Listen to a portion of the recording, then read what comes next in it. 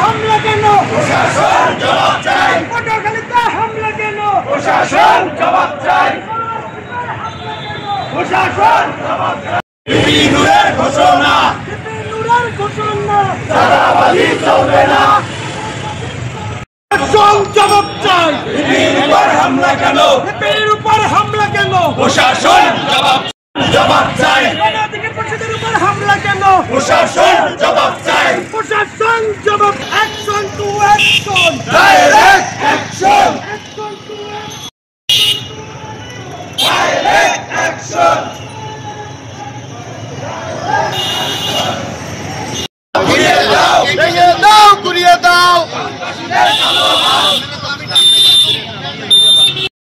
নির্বাচনী প্রচার কার্যক্রম চলাকালে কথিত সন্ত্রাসী ডাকসুর সত্য সাবেক ভিপি এবং গণ অধিকার পরিষদের সম্মানিত সভাপতি জনাব এবং নূর ভাইয়ের এই সন্ত্রাসী হামলার প্রতিবাদে আমরা 64 জেলা 12 মহানগর সারা বাংলাদেশে তার উপরে হামলার প্রতিবাদে বিক্ষোভ। গত পরশুদিন নূরবাড়ি নিজ এলাকা পটুয়াখালী গলাচিপা 10 মিনিট এলাকায় নূরবাড়ি নির্বাচনী প্রচারণার কার্যক্রম করতেছিলেন। তৎকালীন সময়ে তার নেতাকর্মীদের উপরে এবং নূরবাড়ি আপন ভাই আমিনুরের উপরে সন্ত্রাসী হামলা হয়, যেটা অত্যন্ত ন্যাক্কারজনক এবং ঘৃণ্য।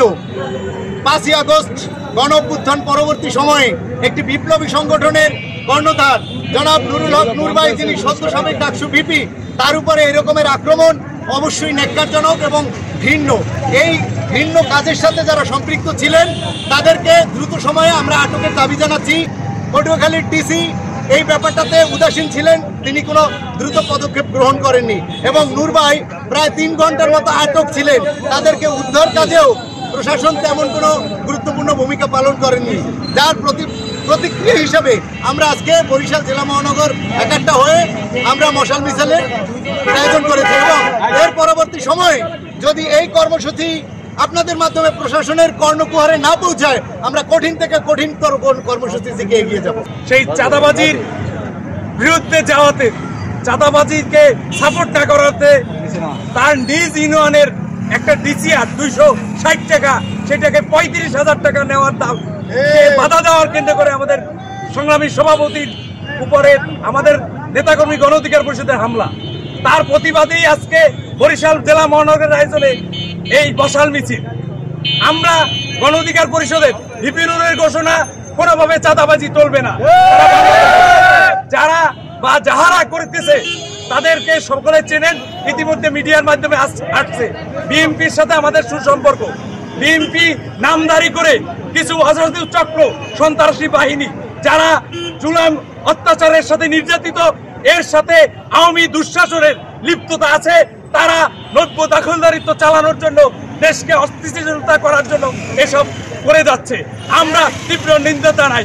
প্রশাসন যদি দলদারিত্ব করে, এই মুহূর্তে যদি প্রশাসনের, আপনারা দেখেছেন পটুয়াখালীর ডিসি তারা এবং বিভিন্ন ধরনের নির্দেশনা দিয়েছে, আপনাদেরকে বলেছে যে আপনারা সংবাদ মাধ্যম, তারা সংবাদ প্রচার করবেন না, কিন্তু তার উপেক্ষা করে আপনাদেরকে ধন্যবাদ যে আপনারা সেই সংবাদ বাংলাদেশের মানুষকে দেখতে দিয়েছেন। পটুয়াখালীর ডিসি ইতিমধ্যেই তারা দলদারির বিরুদ্ধে বিভিন্ন ধরনের সাপোর্ট দিয়ে যাচ্ছে। এই ডিসির অপসারণের জন্য আমরা বরিশাল জেলা মহানগরের পক্ষ থেকে, বৃহত্তম বরিশাল থেকে ডিসিকে যদি প্রত্যাহার না হয়, আমরা বৃহৎ কর্মসূচি দেব।